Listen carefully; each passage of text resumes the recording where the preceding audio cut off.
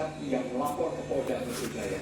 Di antaranya ada KMPI, kemudian Satpol PP dan juga HAMI, Himpunan Advokat. Ya, berbagai unsur ini kemudian turut melaporkan Holdings ke Polda Metro Jaya. Salah satunya juga dilakukan oleh Himpunan Advokat Indonesia atau HAMI ke Polda Metro Jaya pada Kamis kemarin. Pelaporan ini sebenarnya membuntut juga dari promo gratis minuman beralkohol bagi para pengunjung yang bernama Muhammad dan juga Maria dalam unggahan Holdings di media sosial. Ini tentu kemudian menyinggung sejumlah umat Muslim dan juga umat Katolik. Ini ada juga dari HAMI dan juga dari FBI, Forum Batak Intelektual, yang melaporkan apa yang sudah dilakukan oleh di sini ke pihak kepolisian. Ini sebenarnya sudah ada 6 tersangka yang ditetapkan, yakni EJD selaku Kreatif Director Holdings, kemudian Head Team Promotion, ada juga pembuat desain virtual, tim admin media sosial, sosmed officer, dan juga admin tim promo. Usianya masih relatif muda, masih 27 tahun, 22 tahun, 36 tahun, sangat disayangkan.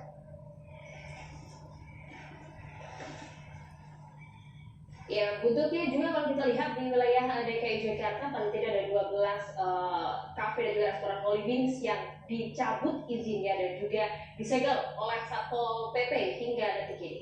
Di antaranya ada di Holdings Kemang, kemudian Tanjung Duren, Senayan, termasuk juga di Epicentrum. Alasan pemerintah Provinsi DKI Jakarta menyegel 12 outlet ini karena tidak memiliki izin kualifikasi baku lapangan usaha Indonesia. Artinya selama ini Holdings ini hanya menggunakan SKP, surat, bisa dikatakan surat pengecer, hanya menjual minuman alkohol untuk take away, untuk dibawa pulang, bukan untuk dikonsumsi di tempat.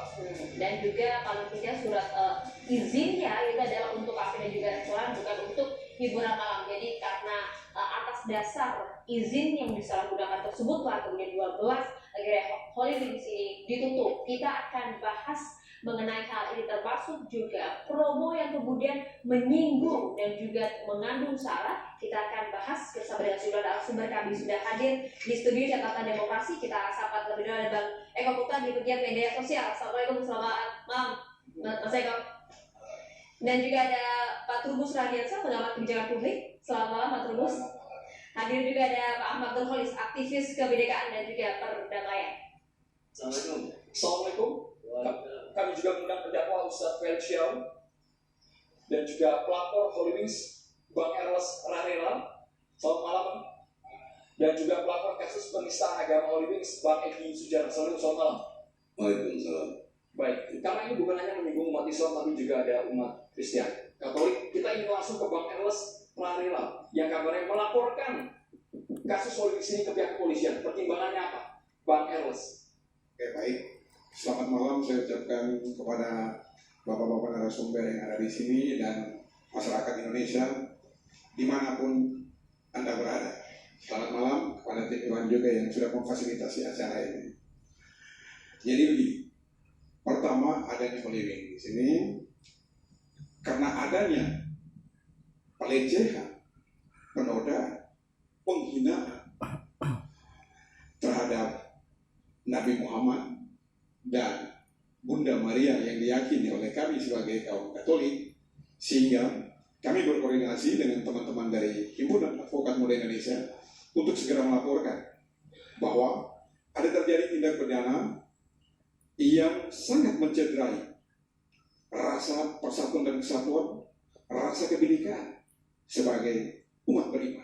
Berangkat dari situ, kami berkoordinasi dan akhirnya kami melaporkan kejadian Holdings ini kepada Polda Metro Jaya. Yang dilaporkan berarti adalah manajemen Holdings pusat ya? Ya, kita melaporkan manajemen Holdings pusat yang dengan sayembaranya itu yang menyatakan bahwa ada minuman gratis bagi yang nama Muhammad dan nama Maria. Anda bisa jelaskan secara rinci apa yang membuat teman-teman dari Himpunan Advokat Muda Indonesia ini tergerak untuk melaporkan unsur yang tadi Anda sebutkan penodaan agamanya di bagian mana dan bisa diterangkan kepada pemirsa? Oke. Baik, jadi begini, malam itu dalam promo Holdings, kalau seandainya terjadi dalam promo dia menyebut bahwa ada promo minuman gratis bagi yang nama Maria dan Yasinta, itu kami dari orang Katolik dan kami yang mengerti hukum tidak ada persoalan. Tidak ada persoalan. Tidak ada persoalan. Misalnya dia katakan bahwa di situ Maria dan Andromeda pun tidak ada masalah. Ini hostnya Pak. Kami tidak terbangun. Kami tidak terbangun malam itu. Kami tidak terbangun. Kenapa saya contoh di Bank Andromeda biar publik langsung mengetahui ya kita pakai.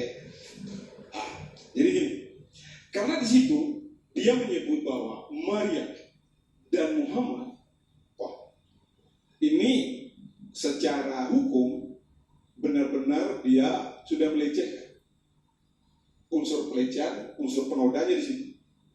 Kalau dia tidak menyebut nama Nabi Muhammad di situ, itu saya rasa teman-teman Kristiani maupun teman-teman saudara-saudara saya Muslim pun tidak ada yang tersontak. Tidak ada yang tersontak sampai saat itu. Oleh karena itu, berangkat dari situ, kami meyakini dan kami mengetahui setelah kami teliti, telusuri bahwa ini ada unsur kesengajaan juga di situ, dan kami minta kepada pihak Polda Metro Jaya untuk segera mengamankan pelaku dan mencari tahu semua apa dan mengapa yang sampai terjadi. Pada prinsipnya, kami tidak berhenti cuma di 6 orang tadi. Kami meminta kepada Polda Metro Jaya untuk mengusut tuntas siapa-siapa yang terlibat, dan pasti akan ditemukan pasal sponsornya. Bang Enak, tadi Anda sempat sampaikan ada unsur kesengajaan meskipun pihak Holy Wings kemudian tidak ada maksud untuk mengarah ke unsur sara tersebut dan bukan Muhammad sebagai Nabi Muhammad dari umat Islam maupun juga Bunda Maria di umat Katolik. Itu kan jawaban mereka.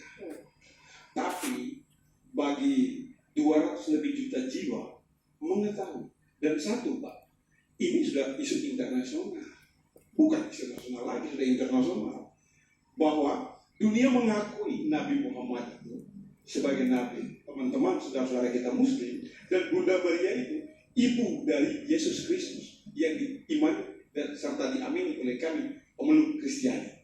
Jadi Bang Heros menangkap ini bukan kesengajaan karena namanya mungkin mayoritas digunakan, tapi memang nama dua tokoh yang diputuskan di masing-masing agama. Ya, seperti itu. Ini nama-nama yang sangat disembah, disanjung, jadi junjungan bagi teman-teman Muslim maupun kami sebagai Kristiani. Oke, artinya setuju kalau misalnya Holy Wings ditutup atau tidak? Saya sangat setuju malam ini. Saya katakan sangat setuju, dan saya minta kepada Anies Baswedan untuk cabut perizinan, kalau bisa ditutup aja. Baik, kita langsung ke Pak Trubus melihat kalau dari Bang Erles bahwa dua nama ini diagungkan, disanjung dan sudah mengarah ke penodaan agama. Kalau versi Pak Trubus bagaimana? Kalau dari sisi kebijakan publik itu sebenarnya tidak harus ditutup. Karena apa? Karena pada Pergub nomor 18 itu ada mekanisme prosedurnya akan menutup tempat usaha. Jadi itu harus ada peringatan pertama sampai ke peringatan ketiga baru ditutup. Jadi tidak bisa kemudian karena tekanan-tekanan publik tiba-tiba harus ditutup. Itu. Yang kedua, bahwa kebijakan publik memang menjadi kewenangan Pemprov dalam hal ini. Tetapi ini dengan adanya temuan bahwa di situ tidak ada surat izin keterangan pengecer, kemudian juga di situ ada penjualan langsung gitu, itu kan harusnya ada izin mengenai golongan B, golongan C, karena itu menjual miras gitu kan, pokoknya beralkohol lah kira-kira begitu. Nah itu harusnya ada, tetapi yang terjadi itu tidak ada.